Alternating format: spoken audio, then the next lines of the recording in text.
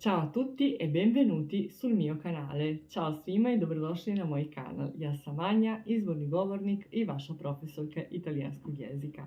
Ako voliš italijanski jezik, obavezno zaprati kanal Italijanka Online Official, a možeš me naći i na društvenim mrežama poput Instagram i TikTok kao Italijanka Online. Tamo redovno izbacujem sadržaj u vezi italijanskog jezika, ali i italijanske kulture, tako da čekam vas i tamo.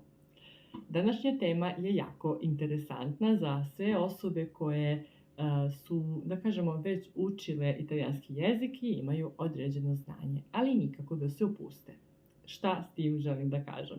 Mnogo vas mi se javlja i kaže: "Jao Anja, ja sam učio italijanski jezik godinama, znam pravila, znam gramatiku, rečnik, ali nikako da se opustim, ne mogu da govorim.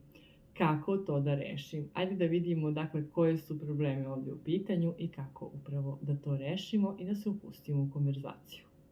Pod broj 1 navela bih strah od grešaka.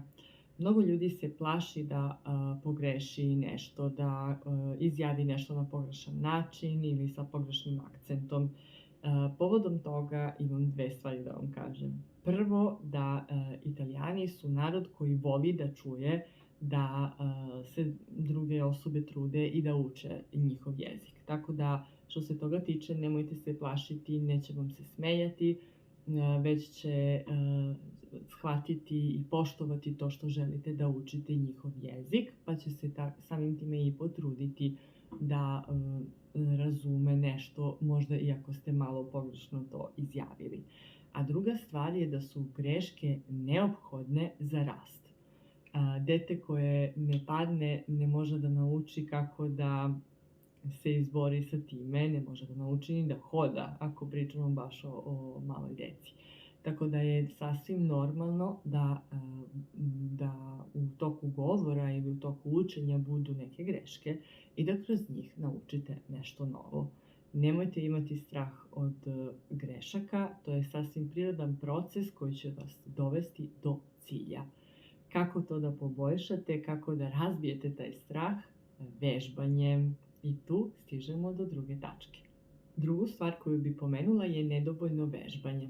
Ako ne vežbate dovoljno, desit će se da ćete naravno imati tu blokadu, taj strah zbog razne stvari. Možda ste osoba koja se stidi ili jednostavno niste dovoljno sigurni baš zato što niste dovoljno vežbali.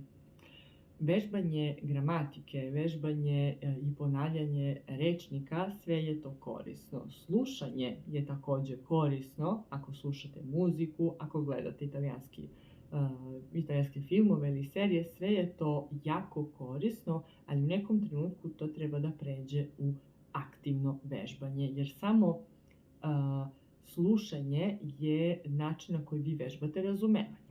Ako želite da govorite određeni jezik, morate isti da upravo izjavite, da govorite na glas. Prvi korak je to što ćete slušati jezik i ponoviti na glas. Drugi korak je da ćete redovno da izjavite neke rečenice, pa makar i pričali sami. Bitno je da to bude na glas i postavite sebi cilj.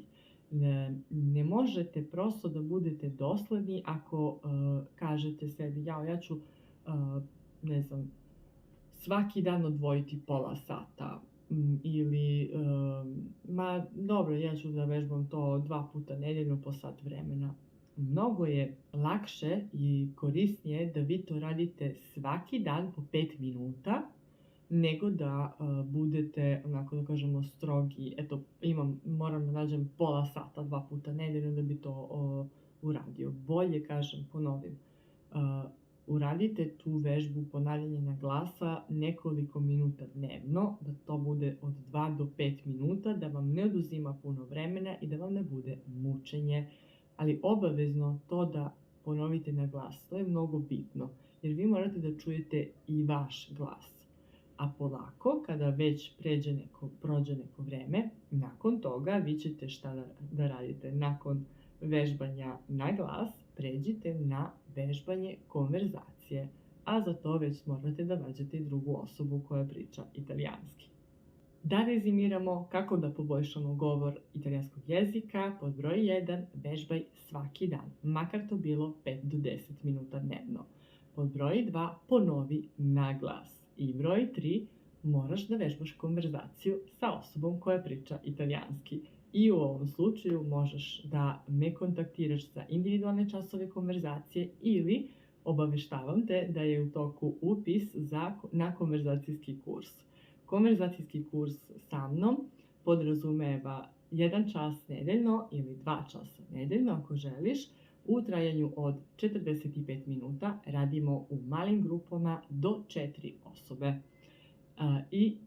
Unapred ćeš znati o čemu ćemo govoriti, baš da bi mogao malo da se pripremiš i da ne bi imao ili imala taj strah od konverzacije. Kada redovno radimo na konverzaciju i radimo zajedno ispravimo eventualne greške, nedoumice koje mogu da budu u vezi italijanskog jezika i vežbamo na ispravan izgovor, na poboljšanje osjećaja, da nemamo više taj strah nego da se osjećamo opušteni, onda ćete vidjeti i rezultate. A cilj nam je da progovorimo italijanski bez straha. I stigli smo do kraja ovog videa. U vezi upisa na konverzacijskom kursu možeš naći detalje u opisu ovog videa, a ja ti se pored toga zahvaljujem što si gledao ili gledala ovaj video do kraja. U komentaru slobodno napiši da li si primenio ili primenila neke od ovih savjeta ili možda imaš nešto dodatno za ostale učenike italijanskog jezika. Alla prossima lezione, ciao!